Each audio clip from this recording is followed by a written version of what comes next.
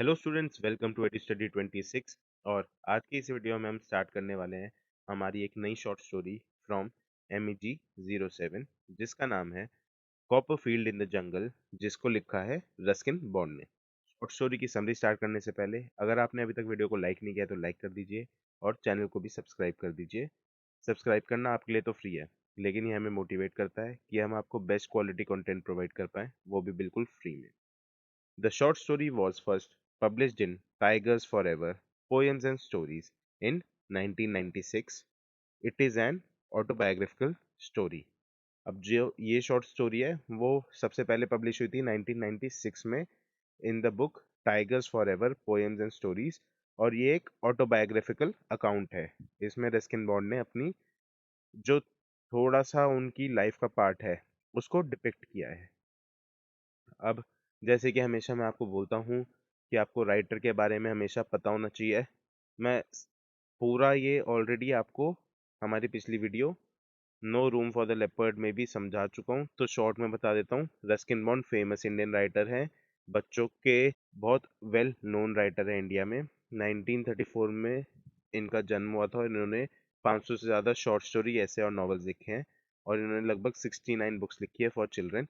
इनके कुछ famous work यहाँ पे मेंशन्ड है, और इनके कुछ अवार्ड्स एंड अचीवमेंट्स है, चाहे जैसे कि साहित्य academy award, Padmashri and Padma Bhushan. आगे देख लेते हैं। हमारी स्टोरी में मेन कैरेक्टर्स सिर्फ दो हैं, रस्किन बॉन्ड और उनके अंकल हेनरी।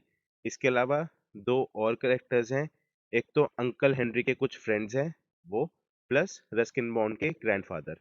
इनका बहुत छोटा पार्ट है स्टोरी में, इसलिए वो मैंने मेन कैरेक्टर्स में मेंशन नहीं किया है। बढ़ते हैं हमारी स्टोरी की समरी की तरफ। The story tells us about how Ruskin Bond, at a young age, had no interest in his uncle Henry's hunting expeditions. He may have inherited this from his grandfather, who didn't understand the pleasure in killing animals for fun. Killing for food can be justified to some extent, but killing for enjoyment cannot be justified or understood. अब हमें starting में क्या पता चलता है कि जो Ruskin bond है उन्हें बिल्कुल भी इंटरेस्ट नहीं है किसमें, हंटिंग में। वो ये भी कहते हैं कि शायद जो ये ट्रेट है ये उन्हें किससे मिला, अपने ग्रैंडफादर से, क्योंकि उनको भी जो ये किलिंग में जो ये फन वाला एलिमेंट है ये कभी समझ नहीं आया। उनके लिए एक बार को ये ठीक था कि कोई किसी जानवर को मार रहा है ताकि वो अपनी भूख मिटा सके, लेकिन सिर्फ फन के लिए अगर वो ये कर रहा है तो वो उनके लिए बिल्कुल भी जस्टिफाइड नहीं था। अब हम यहाँ पे इवेंट्स देखेंगे from the life of Ruskin bond. पढ़ लेते हैं। Even at the age of 12, Ruskin disliked anything related to hunting. He found it incredibly boring. To prove this point, he shares an experience. अब यहाँ पे Ruskin bond जो है एक experience share करेंगे, जब वो 12 साल के थे तो उनके साथ क्या हुआ था, वो पढ़ लेते हैं। Uncle Henry and his friends took him on a hunting trip in the Terai forests. The idea of spending a whole week in the jungle with adults carrying guns filled him with dismay. They would constantly talk about hunting tigers or elephants, and he didn't look forward to it at all. अब यहाँ पे जो uncle Henry और उनके दोस्त है वो जो हमारे रस्किन बॉन्ड हैं उनको लेके जाएंगे तेराई फॉरेस्ट में, ताकि वो वहाँ पे हंटिंग कर पाएं, वो वहाँ पे अपनी स्किल्स दिखा पाएं। लेकिन जो हमारे रस्किन बॉन्ड हैं उन्हें बिल्कुल भी ये चीज़ पसंद नहीं है और उनको बिल्कुल भी इंटरेस्ट नहीं है, लेकिन वो वहाँ पे फिर भी जा रहे हैं। वो इसलिए भी बोर्ड है वहाँ पे, वो बिल्कुल भी इसको पसंद इसलिए नहीं कर रहे हैं क्योंकि वहाँ पे जब भी कोई बात होती है तो वो टाइगर्स और एलिफेंट्स को मारने की ही होती रहती है। So, on the second day, he managed to stay behind at the rest house in a corner of the back veranda. He discovered a shelf of books that hadn't been touched in years. Although he was too young to know what was good or not, he would have enjoyed reading anything. To his delight, the bookshelf contained P.G. Wodehouse's Love Among the Chickens, M.R. James' Ghost Stories of an Antiquary, Edward Hamilton Atkins, A Naturalist on the Prowl, and Charles Dickens' David Copperfield among them. अब यहाँ पे कुछ writers mentioned है plus उनकी books mentioned है, तो आप अगर याद कर सकते हैं ये तो वेल एंड गुड, अगर नहीं भी याद होता है तो एक दो टाइटल्स, जैसे जो चार्ल्स डिकेंस हैं उनकी कॉपरफील्ड, डेविड कॉपरफील्ड जो बुक है उसमें से ही जो हमारी शॉर्ट स्टोरी का टाइटल है कॉपरफील्ड इन द जंगल वो लिया गया है, तो इसको याद कर लेना। और ये जेम्स वाली जो बुक है उसको याद कर लेना। इस पॉइंट को पढ़ लेते हैं। This chance encounter with Dickens' characters set him on the path to literature. James' book sparked his lifelong interest in ghost stories.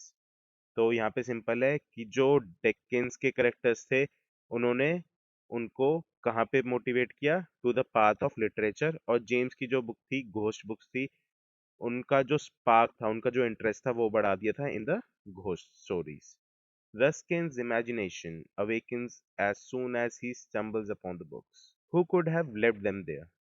A forest officer who loves literature? A bored Mame Sahib, tired of her husband's hunting stories? Or perhaps someone uninterested in the manly sport of killing wild animals? By the end of the week, the four armed men could only spot a deer and shoot two small skinny birds. अब यहाँ पे जो Ruskin bond है वो books पढ़ते पढ़ते ये सोचते हैं कि यहाँ पे ये बुक्स पता नहीं किसने छोड़ दी होंगी, क्या ये किसी फॉरेस्ट ऑफिसर की है या किसी मेम साहिब की जो कि अपने हस्बैंड की हंटिंग स्टोरीज को सुन सुन के बोर हो गई थी, या किसी ऐसे इंसान की जो ये मैनली स्पोर्ट्स नहीं खेलता। मैनली यहाँ पे स्पेशली मेंशन्ड है क्योंकि रस्किन बॉन्ड की थिंकिंग ये थी कि जो ये स्पोर्ट है इसका कोई फायदा नहीं है कि आप किसी वाइल्ड एनिमल को सिर्फ फन के लिए मार रहे हो। अब हमें यहाँ पे क्या पता चलता है कि जो रस्किन बॉन्ड के अंकल हैं और उनके फ्रेंड्स हैं, वैसे तो वो बहुत ज़्यादा एक्साइटेड थे हंट के लिए, लेकिन वो सिर्फ एक डियर को स्पॉट कर पाए और दो छोटी बर्ड्स को मार पाए। मतलब उन्होंने कुछ भी ज़्यादा नहीं किया कि वो बात कर रहे थे जो एलिफेंट को मारेंगे, टाइगर को मारेंगे, ऐसा वो कुछ भी नहीं कर पाए। While sitting in the rest house with his collection of books, Ruskin not only witnessed the deer crossing the open clearing in front of the bungalow, but also saw a large leopard carrying one of the dogs in its jaws as it disappeared into the jungle. Since the leopard only did it to satisfy its hunger, Ruskin wasn't too bothered and went back to his reading. अब यहाँ पे हमें क्या पता चलता है कि जो रस्किन बॉन्ड है वो चेयर पे बैठा रहता था और जो उनकी बुक्स थी वो उनको पढ़ता रहता था। तो उन्होंने एक बार वहाँ पे किसको देखा, डियर को, जो कि वहाँ से बहुत उनके क्लोजली निकला, लेकिन जो डियर है उसने ना उनको हार्म किया और ना रस्किन बॉन्ड ने जो डियर है उसको हार्म किया। इसके साथ मैं आपको ये भी बता दूं कि जो वहाँ पे विलेजर्स थे तो वो अपने साथ वहाँ पे डॉग्स रखते थे, तो वो जो डॉग्स हैं वो कई बार जो कॉटेज था जिसमें रस्किन बॉन्ड रुके हुए थे वहाँ पे आसपास आते रहते थे और वहाँ पे आके बाग करते थे। लेकिन जो वो दिन था जहाँ पे जब रस्किन बॉन्ड अपनी बुक्स पढ़ रहे थे, उन्होंने क्या देखा कि जो लेप वहाँ पे एक लेपर्ड आ गया है जिसने अपने जौ में एक वही कुत्ते को पकड़ रखा है मार के, और वो उसे लेके जा रहा है। अब ये देख के रस्किन बॉन्ड ने ये सोचा कि ये इसने मेरे को हार्म नहीं किया, प्लस दूसरा इसने कुत्ते को भी इसलिए मारा है, उस डॉग को भी इसलिए मारा है क्योंकि वो अपने हंगर को सेटिस्फाई करना चाह रहा है, वो सिर्फ खाने के लिए उसे लेके गया है ना कि फन के लिए। तो वो ये सोचता है कि मेरे को इसके बारे में ना सोच के अपनी बुक्स को कंप्लीट करना चाहिए। अब यहाँ पे जो ग्रैंडफादर का पॉइंट था वो भी आ जाता है कि अगर कोई व्यक्ति अपनी हंगर को सेटिस्फाई करने के लिए किसी को मारता है तो वो फिर भी जस्टिफाइड है।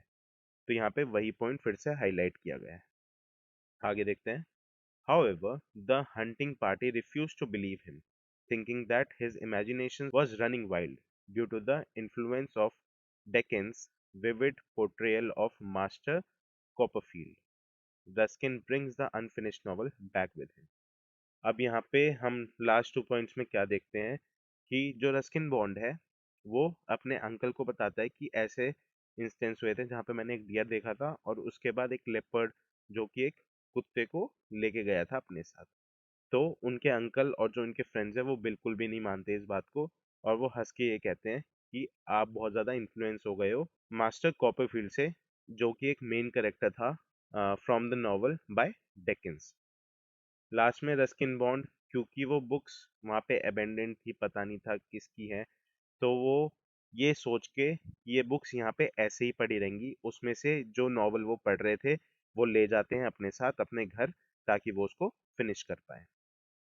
अब यहाँ पे क्लियरली हम देख सकते हैं कि रस्किन बॉन्ड बहुत ज़्यादा कंसर्न थे अबाउट द एनिमल्स। हालांकि वो कुछ कर नहीं पाए उनको हेल्प करने के लिए, लेकिन उनका माइंडसेट ऐसा था कि ह्यूमंस को उनको बिल्कुल भी ट्रबल नहीं करना चाहिए फॉर जस्ट फन। तो ये थी हमारी short story by Ruskin bond, Copperfield in the jungle. Thank you so much for watching this video. अगर आपको कोई भी डाउट होता है तो आप इस ईमेल आईडी पे अपना डाउट पूछ सकते हैं। इसके अलावा कमेंट सेक्शन आप लोगों के लिए खुला है, वहाँ जाके आप कमेंट डाउन कर सकते हो कोई भी डाउट हो तो। इस शॉर्ट स्टोरी में से भी ज़्यादा क्वेश्चंस नहीं आते पेपर में, लेकिन ये बहुत ईजी स्टोरी है। प्लस अगर इसमें से क्वेश्चन आता है तो आप उसको अटेम्प्ट बिल्कुल करना, क्योंकि ये बहुत ईजी है और इसमें लिखने के लिए बहुत कुछ है। क्योंकि जो रस्किन बॉन्ड की तीनों शॉर्ट स्टोरीज है वो रिलेटेड टू ईच अदर है, रिलेटेड टू नेचर है, तो आपको कंबाइंड क्वेश्चन भी आ सकता है। क्वेश्चंस की वीडियो भी मैं जल्दी डाल दूंगा इस चैनल पे, तो चैनल को बिल्कुल सब्सक्राइब कर लीजिए आप अभी, ताकि आप कभी भी कोई न्यू अपडेट को मिस ना कर पाए। Thank you so much for watching this video.